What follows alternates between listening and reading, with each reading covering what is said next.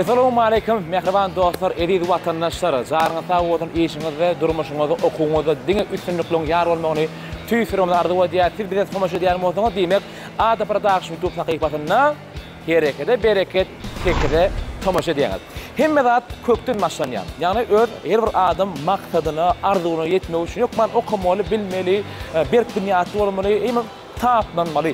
Onun için ne için bu sözleri aydım? Bu sözlerin aydım esas sebebi harekete, bereket, tekeden bu edekke bereketini, yani bizim size hödürlecek hareketlerimizi yerine getirseniz, bereketini, yani soğudunu hödürlecek kök dizayn, kök kids, kök formdan deyden kızıklı soğutlar size karışacak. Ini mehriban dostlar, bize günün şertlerimiz tayin, Ada Production oğlanları, Amacan, Körpü Ahmet yanımızda, Ada Production rejisörü Uras Akar yanımızda, hem de üçüncü dostumuz var.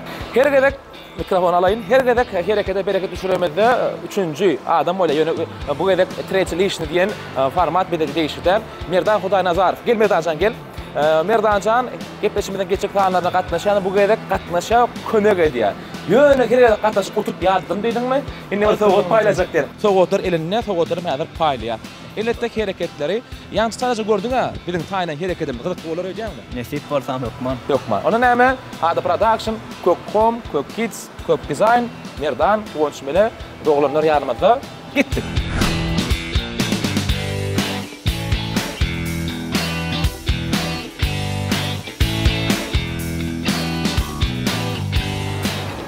Ne mehriban dostlar, şu adlı görüyanım olsanız, Ada Production'ın YouTube sayfasına qoşulmalı, fikirlerini yazmalı aferimden birinci soğudumuz oynamaktadır, bäsleşir. Ada ne yapdı başkan? Ne kansa? Harekete bereket dip oyun geçiriyen, kağıt bilemek, bilyanım olsan, bilmeyanım olsan. 3 mü 5? 5. Ne deginde? Ne kitapça var? Yine kitap. Yaptır. Inni şu açmadılar şunu. İçine soğudan senki, seni ödün 5 deyinde. 3 tane olsa 3 kere kıdırdım. 5 dedim 5 oluyor. Kayfam olsa bir açar, şu açıyor. Baktığından saylap, şu açar ne metlen. Yine. Ne? Yok görmem ben. Tapa göreyim mi? Durmayayım, ben göreyim durasın, düşündüm sen diyecek kulağına. Kodu var ekin ha. Yok, sağ ol. Olma ya. Olma ya, kodu var ekin. Yani böyle şu an bir dostlarımdan birinci yedek koruyalar, bir düşündüren şertimi deyim. 3 mü 5 deyip, 3 deyip 3 açar vur koyuyor, 5 deyip 5 açar vur koyuyor. Kim mihmanımı saylayak, hayatım orada bir yerini saylayak, açar kavat gelir, içinde soğuk tenki. Böyle etmeli işim şu. Alın. Evet, ben bilemem o şu an sayfırım. Ya ben göreyim mi? Yok, böyle benim. Yok, böyle mi? Prost açmayın bu verdim var et çeker. Yine. Ne? Onu yap ben yazdım. Mene fenya kopilyan. Böyle. Vallahi. Ne tiye al. 1 2 3. 3 mu? Bollu bu. 3 ha? Şu dedik değil mi? Bollu. Yine dostlar görüyorlar, açça faydadan. Başladı. Yine no. Der. Ben joncu dedim göreyim ne başta dedim. Kazan sağ ol. Adam inni olsa bilyan kayıt. İnnik gedek. Sana sağ olsun. Bir de devam et yani. Ne mehriban dostlar şertimi diyor ne düşündükler. Son şeyim değil mi? Devam edelim. İnnik oynamada gittik. Yine görüşmede hala birinci mümkünçülük başa varmadı. Yönü. Ne kadar dostum var. Sana aman. Benim Ahmet. Ahmet soradım. 3 mü 5 dedim. O 3 dedi. 3'ün birini açsa. Yani benim kitabımda yönü açıp bilmedi. Yönü Ahmet'in amanı ömür vakı hiç vaat gun yetken yeri yok. Aman olsa şunu suud etti. 5 dedi. 5 açardan birini saylattanım. Açtı. Tuğle mi? Aman. İni sen Ahmet'e gun yetmesin. MMB. Şurs yürüytü şehirde belli mağayının biri ödem in Gov tarafı MMB'nin bizim öz resmi önümüz. Her gedek men gelliye ha. Şu gellimim kaçsın görüyor musun? Valeyküm. Arattım hanım dostum? Aratsan. Bir oyun oynayacağız. Kıdık oyun. Bizim zadılı kitabımız var. Yani kitaptan şu da koyuyorum. Zadılı kitap 3 mü 5 mi aman? 5. 5 dedim. 5'ten açık ödürleyen. Şunun biri şu kitabı açacak. Doğru açar sayılabilsen. İçine soğuk senki. Görsem öyle ama çabuk. Dur ne kadar koy. Yine. Yo bunu var oyunda. Ya ben orada herkes bazı akıllay tuğalım. Ben yardım bilmiyorum ben. Bu kitap men koyayım. Bizim ne kodu var. Herkes ne ançı göreyim ya. Bu bir açardık da kod var. Son için başta görüp yetişmedik benim. Yine açarlar. 5 tane açar. 5'in bir açıyor. Anık şu mu? O şunu. Bolly. Yine açar. Beyler kan orada. Ne beylelik yani bu oraya. Bir ana. Hayır başla. Bolly. İş tamam. Canı ta vatan işin üstünlük. Koşman gelir. Tamam. Onun hem mehriban dostlar devam ediyaz. İnnek oyunu behdiyedin. Bir açmaz mı karabını? Bir danam yağda da götürüp de. Geç aktivin oğlanlar var yüden şuradaydı. Yiğitlerime de falan maşallah. Salam dostlar. Assalamu aleyküm. Assalamu aleyküm. Assalamu aleyküm. Kuvonç. Kuvonç. Melik. Aman. Aman can. 3 mü 5? 3 mü? 3. Sen neçe diyen? 5. Cadır kitap. Ünlü kitaptan. Doşun ya vurpucu. 3 tanem açarım mı? Şulan biri şunu açıyor. Haydi doğru açar sayılar bilsen. İçinde yaptı o senki böyle. Sayılar.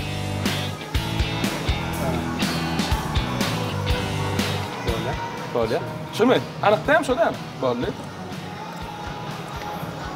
Bağırla yaz. Ne? Tova senki. Açtı. Vah, dostum göreceğim. İğren o. Böyle ne meğere geçecek doğru değil mi? Doğru. 3 mü 5 mi? 5. 5 mi? Gerek yok he. Hayla 5'in bir aç ya. Yani belki bir açtı şunu. Buradan açabildi şunu. Özüm açılmadım bir açtı. Ayt verdim bolýar da ayt açan. Açmadı da. Açmadığın yok sen alın o. Yapcan. Şu mu? Anık şu diyen mi? Bolly. Hayli ya. Ulaşaram hayır ya. Ne mi çıktı içinden? Şu seninkidir. Ne yapalım dostlar?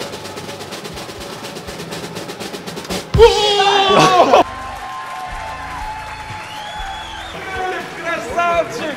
Krasava! Görýänmi? Risk etdi. Açdın 5'ten biri. Näçe inni diňle. İçine soğuk ba. Soğudumdan bilen görüntü kök deyip sponsorumuz var. Kök dizayn adamdan. Gow soğuk. O soğuk evde durmuşda da öýde gerek soğuk. Yönü gerek mi sana şu soğuk? Men şu soğuda derek mi sana 50 manat gelecek? Soğuk diyor. Ya ne mi soğuttun bilen o abi? Yok, gerek yok. Yadigarlık için ben bunu alayım. Alça ha? 50 manat. Yok, 50 manat gerek ha. Yadigarlık için şu soğuk. 100 manat gerek mi? 200 manat gerek ha dostum. 300 manat ne mi? Yok, 300 manat mı? yok. 300 manat gerek geldi. Eşitdin mi dostlar? 500 manat gerek geldi dura. 500 manat gerek geldi ya. Mağıl... Bakan aç. Ne alaka var? Ahiret bakanası. Bilemem.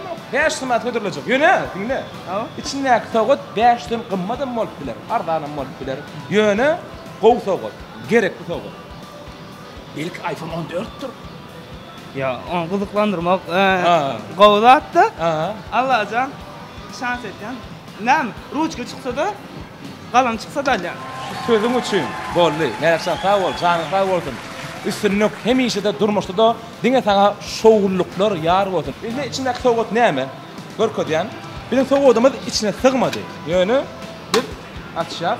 Köprü kovamın vizitkasını ve soğuğu ne? Baş bayraklan biri. Öğüne gerekliler. Firminni Ikeyan kök kovamdan sağıt. Öğünde yadigarlık kalır ya. Öğün temperaturasını gerek yedi. As öğün kim olur kötü yaş bu. Yani şey diyen onu öğün kızgınlarını ölçüyor ya da. Şunu yak ünüştağını sağıt. Meğersen netiye etsin. Bu da senki. Al. Soğuğudun netiye etsin. Yadigarlık. Hemişe de şeyle ol. Şoğuluk sana yar olsun. Dostum kardeşini vardı o diyen. Çok sağ olun. Sağ olun dostum. Yine mehriban dostlar. Birinci yeňiňimizden gutlaýar. Tuweleme diýden bir iskirni begençler. Ahir belli. Aman. Kan gören. Körpez. Bilen wagtyň aýdyna mara. Öwrenirsiň da bar ýakan. Bolýar. 5'ten 1 belli. Gutlaýar. Ýöne näme? Ýöne dowam edýär. Togotlamy kan. Kök komdan, kök geçden, kök dizayn. Şoň üçin Ada Production yerdan amma, uradan amma, ama körpede var. Liften berde 3'e gelip çağılan ýana giderik.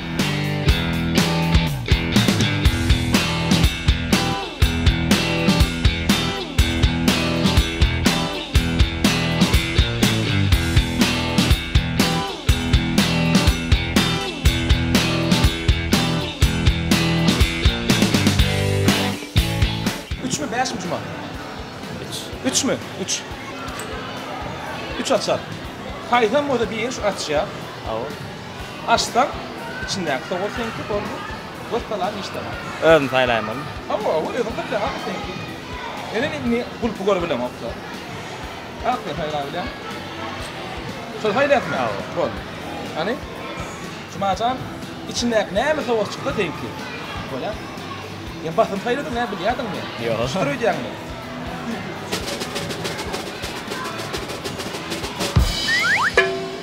Ooo, krasava! Cumaşka açtın, inni. Açsa kavat geldi, berekella diyen. Yine görüşme diyen dostlar. Üçün birinden bildi. Yönü, men sana stoğudu, beretim geldi ya. Üstüsüne 50 mandan beretim geldi. Mansa taş stoğudu. 50 manat verecek, yine stoğut menle aldı. Stoğut kömekçilik açarım ya. 50 manat veriyen yine stoğut menle aldı. Pul geçse içine akladı. Orası melele. Ha? Pul. Gerek. 100 mandan gerek gel. 100 manatım.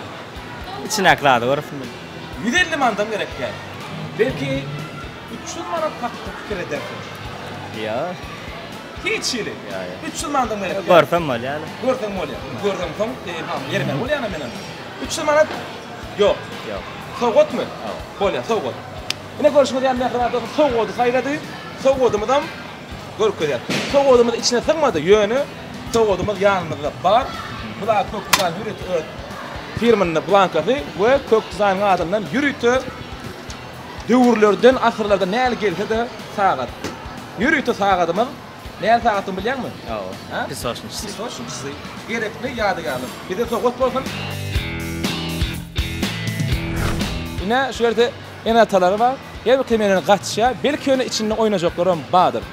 Tak. Assalamu alaikum. Assalamu alaikum. Salam. Kimler bilen geldiniz? Adını ne mi kire tanıştınız? Allah verdi. Allah verdi. Sizin adınız? Avadan. Oğlan Allah verdi. Tak. Kim bilen geldiniz oynamağına? Kaydım bilen geldim. Kıydım bilen geldin ha? Kıydım geldim. Şimdi bir de yine tavata kovda, yine ziyani yok koyuyor. Assalamu alaikum. Ana. Gel amca, gel. Adını ne amca? Nepet ha? Ne dedin? Allah verdi. Allah verdi. Allah verdi Nepet. Bir de oyunuma getir şu tavattan bir yerden. Oyunumuz var. Şu yerde bizim Kök Design adlı sponsorumuz var. Yine Nepet. Çağalar için oyun. Men berjek soğudumuz kim utsa çağalarına tüz gerek bu soğuttan biri. Inni tilin etmeli işini. Puzzle oynap gördünüz mü? Awa. Puzzle ne emredin bilýär mi? Bilýär. Bolly. Puzzle ne emredin bilýär bolsaňyz. Şu yerde kök ýazgyly puzzle bu. Kim birinci belli bir wagtda şunu bilse, soňadan şoňky bolly etmeli işimiz. Awa, siz başladan adam bolýar. Yok hoca oynamaly. Görüş wagtdan azartly bolar ýaly, soňadan nämedigini görkezýän agam. Ine soňadan şutaýda durýar. Yürütü kök gidesin öldürýän önümi, yürütü akıllı barajyk, yürütü çağajyk gyzyklanýan soňadan şu soňa silen bolýar. Ene utulan adama boş haýdana oňa da soňadan bar. Taýmydyňyz? Taým. Wat gitdi. Alın.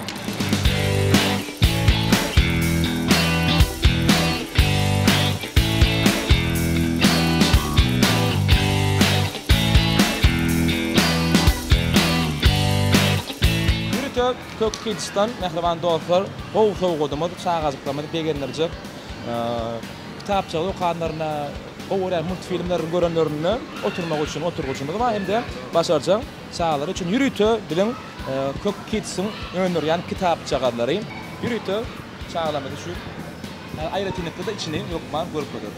Çağlanmadan an düşüncesini, logikasını arttıran diden kağıtlı kitap. Aha, yarta bolan yalaklar. Al çıkça koy diyen. Baryaf, berekella.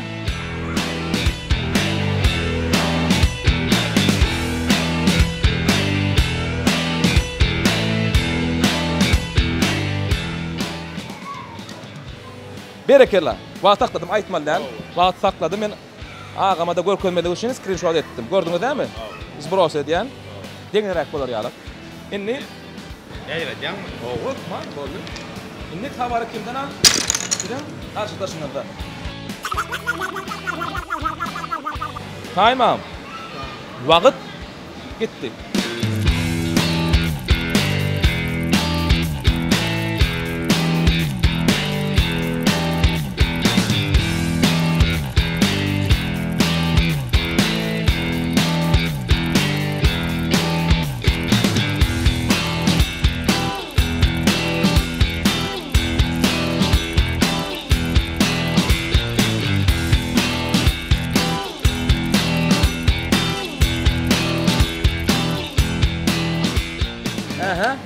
Stop. Bolly. Tavur edýär, kökümi taý. Gutlaýar, ikiňeden esasat başlar bildiňiz. Bu nefes ağarmakdy. Orada Allah berdiň wagty. Nesçilere bilýär näçe diňini. Yeňijimiz 2 minutdan geçti. Ýöne utulanam 2 minutdan geçti. Nefes ağamyda 2 minut 15 sekundda ýygnamak başardy. Ağam siz bolsa 2 minut 49 sekundda ýygnamak başardyňız. Şeýlelikde nefes ağamy tutdy. Tutýar. Jaňa sag bolsun, gatnaşyňyz üçin köp sag bolun. Barajygym. Allah azam hemişe de güýjüňiz, ihlasıňyz gaýrylma. Jaňdan sag bolsun. Ýöne sizi boş goýamak. Ağamjan, bu elbetde size çağajyklaryň hökman oýnardyňyz. Bu elbetde ýürütdi. Komu ýadygarlyk alın, gerek bolar. Hiç adamdan soğudan. Sağ olsun, mutlu olsun, işini doğruna olsun. İşini dilerim. Sağ ol amca. Sağ ol. Sağ ol. Bir de devam edin.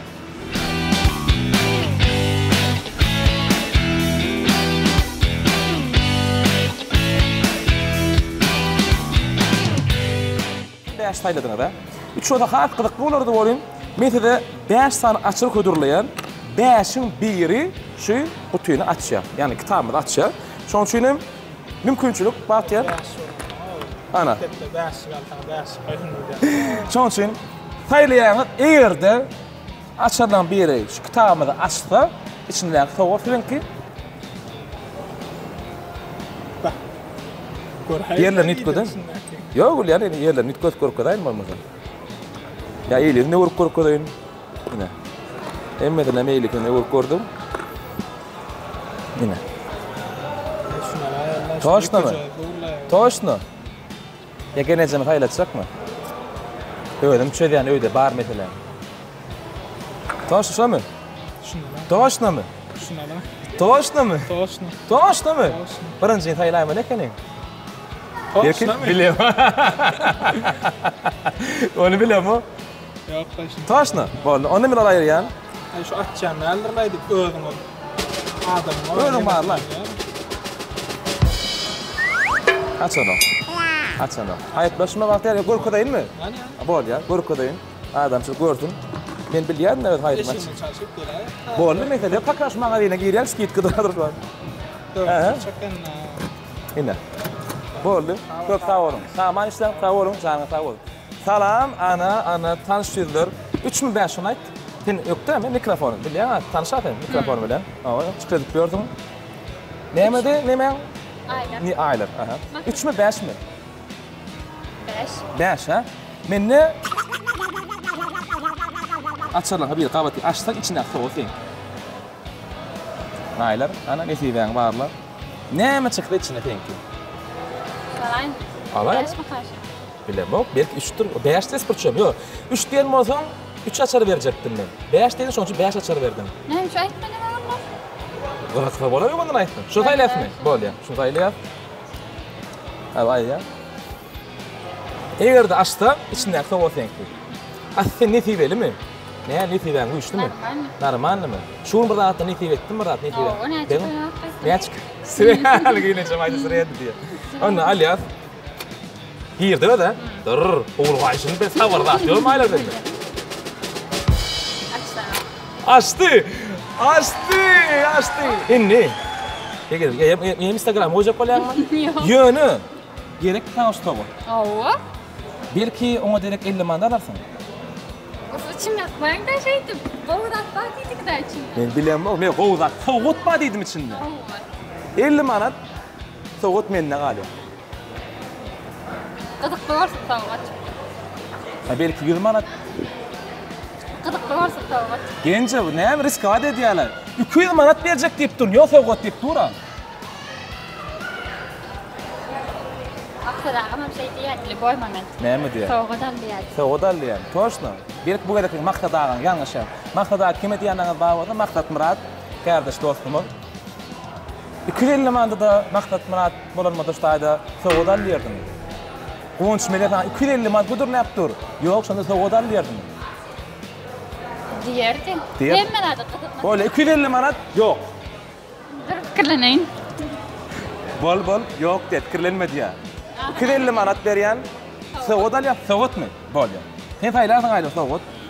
Açtı bular. İçine soğut senki. İň gyzyklat duran adamlar bir de görýärler näme soğut salamydy bilen ok hiçdi.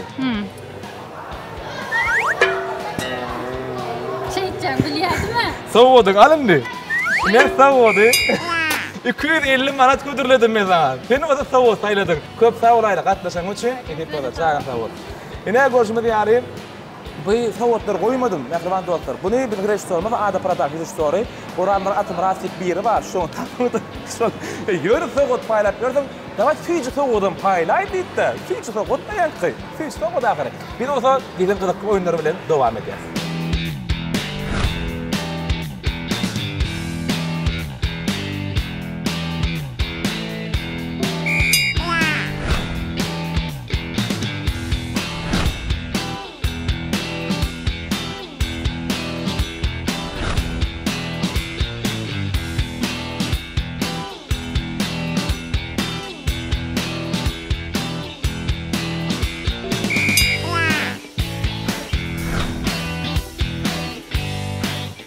Üç mü, beş olur hep? Üç mü? Üç. Üçün biri şu kitabı açıyor.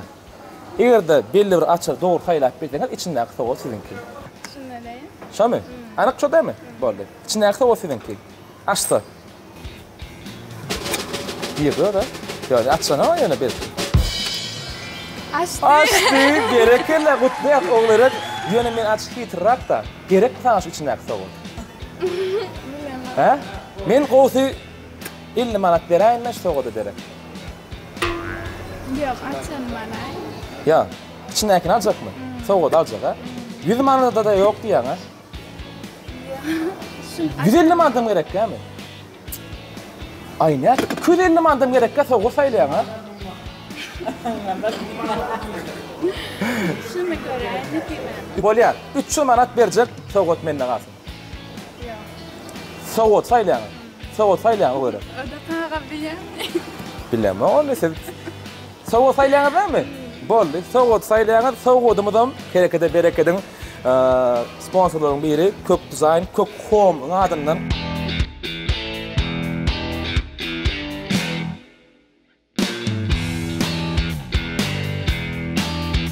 Devam edeceğiz. Bizim oyunumuzun şertini bilen oklar giyeceğiz herkeler. Oyunun şertini bilen oklar. Her gelir. Evet. Misal 3 mü 5? Bereket var dostlar. Şert hiç bilen oklar. 3 mü 5? 5 oldu, 5 oldu. Herimiz bir sana aytmalım yani hemen. Yo, ikiniz bir adam, bir sovetçiler ha. İkiniz ol bir yerde oynayanlar. Halal oynayalı. Yani o 5 evren talpı. 5 yok. Dur sen. Yo dinle. Her gelik tema yutkanlar yanlış mı? Limon, zat. Yok tema. Böyle olacak proştum geçen de oral. Bir hemişe teadeçilim gözde görünüyor. Şurada bir kayıtlamız yok. 3 5. Isteyen isteyen. Aytek değil böyle. Bir kamin nostu diye kim sayılıyor böyle. Kamin nostu makaran das. Kamin nostu makaran das. Beş. Şimdi menne kitapça galiba. Böyle. Herimiz bir aşağı sayılap bilen mi? Yok. Men sayılayım abi. Böyle ya. Böyle mi? Yeni bir soğut berýän. Böyle. Orta arada. Sen sayıladın mı? 2 olup oynayalar. Böyle. Elin alay. Gerek bolup ayırýas. Ne görüşme diýäli? Ýa-da durduyuz. Nişan, İsmail. Tak, sen bir sayladın ha? Böyle getir açarı. Ya çay böyle. Açsana. Belki. Şans var. Şans var. Belki yöne yok. Öyle nasıl saklanın yan mı? Yok lan ya lan. Oğuz bak şu. İyi de oğlum da. Ya beyler kan geri. Yine. Beyle de giren ok, beyle de giren ok. Tamam oğlum katnaşın şöyle geçip paradığınız gerek. Tamam oğlum. Tamam oğlum. Tamam oğlum. Açmadı. Tamam. Sen otursun, kaçar tek girdi de, tek girmedi. Bir de olsa devam ediyor. Yürü onu. Здравствуйте, девчонки. Здравствуйте. Здравствуйте. Не здравствуйте. Салам. Салам. Чё нет? Что ты хочешь? Чё? Почему нет? Ничего, и мы не будем отвечать. Вот что нет. Боля, ничего страшного. 3 или 5? 5. 5, да? У меня книжка есть. О, китабым бар. А за деньги это нужно? Если нужно, тогда... Пелаки не обучала. Деньги есть? Нет, деньги нету. У меня книжка есть хорошая. У меня есть один ключ открывает этот ящик. Стойте, не торопитесь, не торопитесь. Надо посоветоваться. Пожалуйста, дайте замок. Посмотреть. Вот. Конечно, можно, конечно. Керек мақлada. Hatta çağlarım zamok görünmüyor da görüyorsunuz. Надо посмотреть мне первый ключик. Вот. Нет, все, это достаточно. Вот. Стоп. Пожалуйста. Подождите. Только один ключик открывает. Если это надо платить, тогда нет. Не платить, что? Я плачу вам. Все, когда я нашла? Что, это? Нет, Айшерина, стой еще. Может этот? Подсказку можно? Айка? Конечно, можно. Можно подсказку? Да. Один ключ открывает. Вторую подсказку. Вторая. 4 ключа не открывает. Когда у меня есть Оля, такие, здесь стойте, подсказки, смотрите. И своей аурой, своей энергетикой, смотрите, все дяденьки понравились. Каждый может по одному ключку выбрать. Каждый, да. Каждый по одному ключку может выбрать. Боля, это твое. Кстати, не мой. Вот это... Вот это. Боля. Мне кажется, вот это.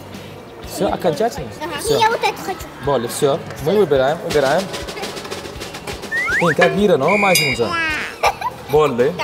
Так, Боля. Один ключ открывает. Как тебя зовут? Ляля. Зашел? Не, зашел пока. Не открывает.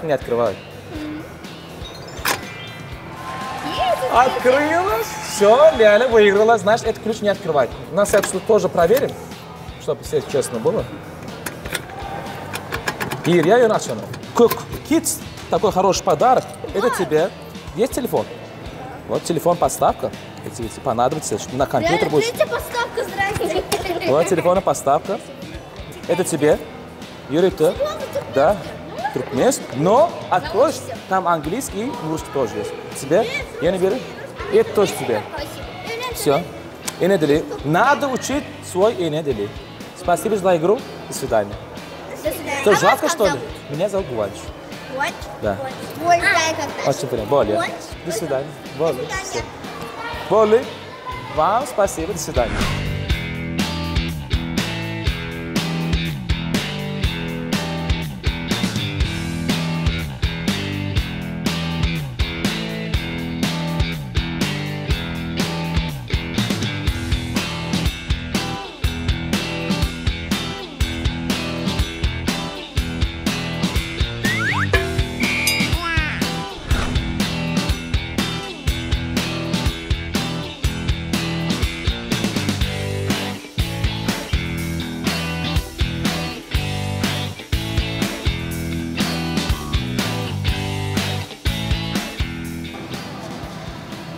Ya? Yakup. Şunu haylayapmı? Arap çıqapmı? Toshni. Hech ikki rutga cho'kka. Bo'l ya. Ashta, so'g'ot kimin bo'l ya. Bila kimin? Yo'q, bo'l. Bo'lmayan so'g'ot bo'lgan birdan. Bölüşler. Bo'lish o'zim bilan aralashtirib birdan bo'l ya. Birdan achishmasa, shu achishmasa. Rahmet olsun. Ya sen qahar yashakdanmi? Yo'q. Men sen qaharlanayım. Onu girdi öyle. Açtı. Ne yapıyor? Ya görürler. Ya bil ya. Ne hemen görüşüp? Soğuk değil mi? Ne kadar bir yer geliyor da ştaydı. Sen soğuk var mı? Aha. Ya kok dizayn adına soğuk var. Ben şu soğuk size birinden 50 manat veresin gelip durdu. Bela soğudu verayım. Soğutlara yadigarlık dursun. 50 manat gereken mi? Soğudu duruyor. Ne gidem olsa yadigarlık. Doğru aydan 250 manat Tayland'dan yani 250 manat Tayland'dan soğuk Tayland'ın oldu ha. Yadigarlık eyen Şu da. sizden kalan o ne Sen yedin mi 400 manat gerek geldi? Soğudu verayım. Sen yedin 500 manat gerek geldi. Ben pul demedim. Sen yedin 600 manat gerek geldi. Soğudu. 600 manat. Soğudu verayım. 606 manat ver yani. 606 manat soğut mende qar yani. Pul seninle kalsın soğudu. Anıp cevap mı? Böyle. Onu soğut içinde yani hiç tat olmadan bir yaptı. Rahmet olsun. Dehret böyle ya. açacak. İçinde zat var. İçine prosto tığmadı. Bir çok güzel resmi zillerinin mağarayı mukalın ağrı soğudamadan olsa siz duruşacak.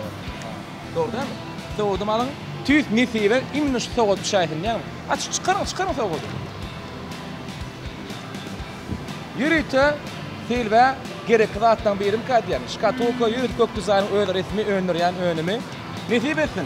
Oyununuz için, katnaşınız için, tevekkülünüz için hem sağına sağ olun, işleme uğruna olun, katnaşınız için çok sağ olun. Vatandaşlar için başına. Sağ olun. Sağ olun. Yine mehriban dostlar görüşmek üzere. Soğuttuğumuz paylaştık. Yine soğuttur ba, yine alırdık koyun, vaxtımızdan çayaklı. Ün serin olsanız kitabımızı koydurladık. Hemmesine de belli bir baha pulum koydurladık. Yani hiçbir pul saylamadı. Siz ne ederdiniz? Pul saylardınız mı? Ya da soğut saylardınız mı? Diyten bir vacip para bilen biri. Yani benim soğut saylardım. Ne için? Bilemeğin tevekküllük değil yani. Nesiben bağırasın gel ya. Şonun için hem nesiben güçlü olsun. Size nesibeli günü, nesibeli yıllarda, nesibeli şahatlıklı fırsatlar yar olmağını, nesibeli günlerde sizi bilen didarlaşıp duşup durmağını tüysürük ardı ediyat. Şu vaatlık sizden hoşlaşat. Ada Production şol fanına Kök Design, Kök.com, Kök Kids, Kök.com, Kök.com internet saytımıza girmeyi unutmalar. İçinden kızıklı, gerekli zatı hemmesinden bar. Emme bize tomuşudan dostlarımızdan men kuvaşmeli sizden hoşlaşan dine canı sağ olsun, in vardılar bilen inniki Ada Production görüşençe hoş sağ olun.